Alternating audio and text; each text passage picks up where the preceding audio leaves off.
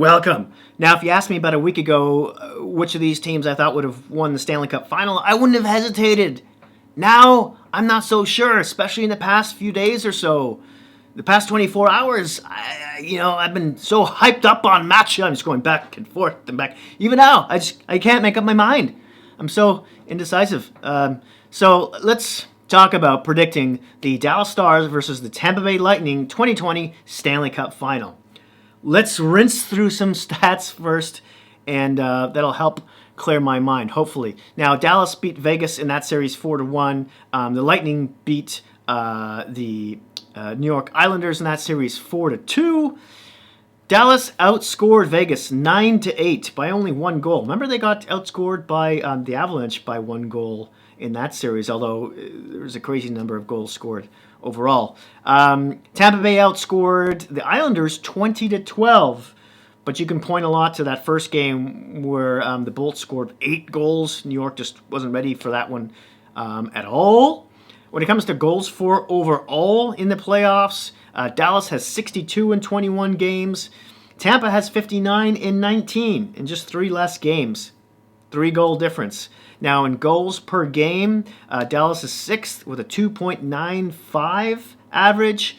The Lightning are slightly better, ranked at number 4 with 3.11 goals per game. This is especially surprising for Dallas, who were 29th in goals for during the regular season. Only LA and Detroit were worse, scored less. That's by far the worst of any playoff team.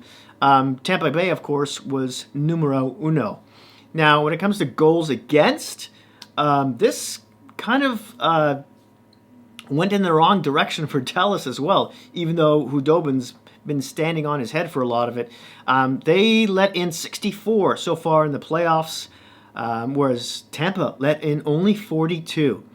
So that's a 3.05 goals against for the Stars per game during the playoffs. That ranks them in the 16th spot. For the Bolts, that's a 2.21 goals against per game. That ranks them 3rd overall in the playoffs. Now, let's talk about the special teams. Dallas surprisingly leads this category on the power play at 27.3%. During the regular season, they were 20.1.1. What an awakening here. But it's gone in the opposite direction for Tampa, where they're at a 17.9 clip right now on the power play. Yikes. During the regular season, they were 23.1. You could say some of that is because, Stamkos hasn't been there. Braden Point's been injured for a couple games. Kucherov was pulled, during a game against Boston, I want to say. But have you noticed that Tampa doesn't put anyone in front of the net on the power play? Never mind on 5-on-5 either. There's no one screening the goalie. They just have another guy, roaming around the ice looking for a pass, one time or that kind of thing. Maybe it'll be interesting to see if they change that in the finals. Now, when it comes to penalty kill, Tampa Bay actually leads this category ever so slightly at 83.6% clip, which is better than their regular season rate of 81.4. Dallas is just a hair behind at 83.3. That's improved for them as well, which was 79.7 during the regular season. Now let's talk about points. Point leaders specifically with 15 or more so far in the playoffs. Tampa Bay has 3. Dallas has 4. Starting with the Lightning, Kucherov is number 1 overall in points so far in the playoffs with 26 in 19 games. He's a plus 15. Point is number 2 spot with 25 points in only 17 games. Wow, he's a plus 13. Hedman is ranked 10th with 15 points in 19 games. He's a plus 19. For the Stars, Heiskanen, who's been unbelievable in these playoffs so far. He's ranked 3rd with 22 points in 21 games. He's a plus 3. Ben is right up there.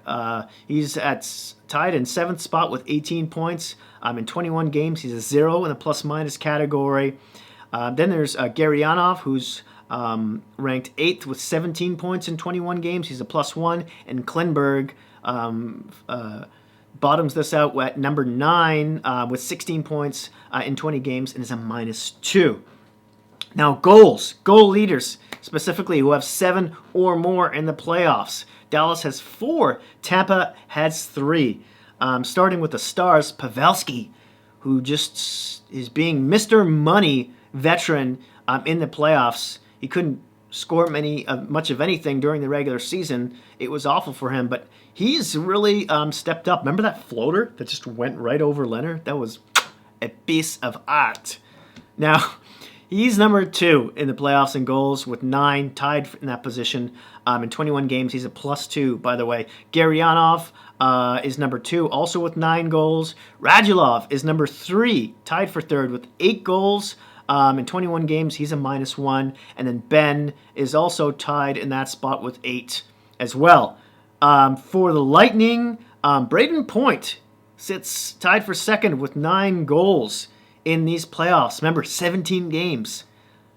Impressive. Hedman is also has 9 goals. Palat is tied for 3rd with 8 goals in 19 games. He's a +14.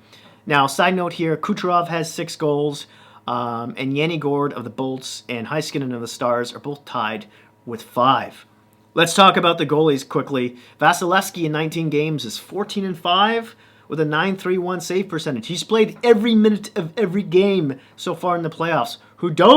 Dobie, who's been a revelation, has always played well for the Stars, but he's just been terrific in 19 games.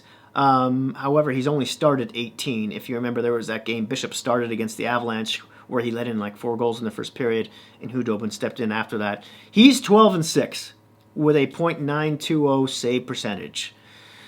Chew on that. Now, I have this last category here in which I separated the defense and the forwards, and I looked at a couple of individual stats. Starting with the D, Tampa Bay's defense has 46 points. Dallas has 53. In the plus-minus category, Tampa Bay's defense is a +36. Dallas is a -9. The forward groups here. Tampa Bay has 121 from the forward bunch. Dallas 115. Again, the game difference. Plus-minus category, this is even bigger. Tampa Bay is a +55. Dallas is a -20. Yikes. So, who am I going to pick here? It's so cloudy. I don't know. I mean, you also have to think about how heavy a game Dallas plays, right? And that I don't think they really have any injuries. Maybe Faksa, I think he's even back. And they just beat you up each and every game. Tampa Bay, Stamkos has that, core injury. He went for surgery in February-ish. I think he re-aggravated it, in spring training camp around June. And so far, he hasn't been playing. Maybe he'll play in the playoffs. I don't see him, maybe in the first or second game. But if someone just hits that guy more than a couple times, doesn't it give you pause? But more important, it's Braden Point, who looks like he's got a groin injury. He missed 2 games against the Islanders, and both those games they lost.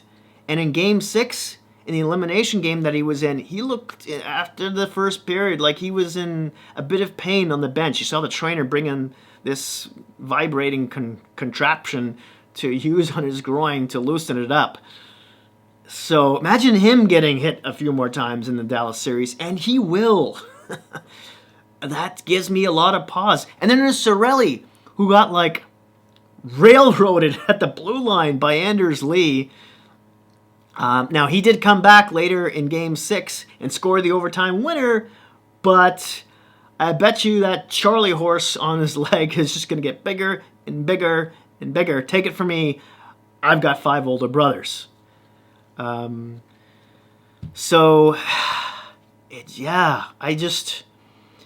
This is so difficult. I like Tampa's game. I like watching Tampa so much more than I like watching Dallas. A blogger the other day, I think, accredited Dallas's game to that of like a boa constrictor, just all muscle and they just slowly choke the air out of you. And I just find it a little bit boring, to be honest. except for the hitting. That can be exciting. But this goes at least to 6 or 7 games here. And I think I'm going to go against the grind, against the flow. I think Dallas is going to take this one. I just, and I hate to say that too, in a way that, you know, the NHL is a mimic league, right? So other teams will just base themselves around that kind of play, which is just slow and you know, slow scoring. But I think they're going to do it. I think so. If Braden Point doesn't play all these games and Stamkos doesn't get in there either, yeah. Now, for those of you who skipped to the end of this video, I gotta say, who do I think is gonna take this series? Tampa in 4, easily without question. Thank you so much for watching. Please don't forget to hit like, subscribe, and that notification bell, which will alert you when my next video comes out, which will be about my prediction series about all 31 NHL teams off-season. The next one I'm going to do will be about the San Jose Sharks. Thanks again. Please be kind to each other out there, and I'll see you soon.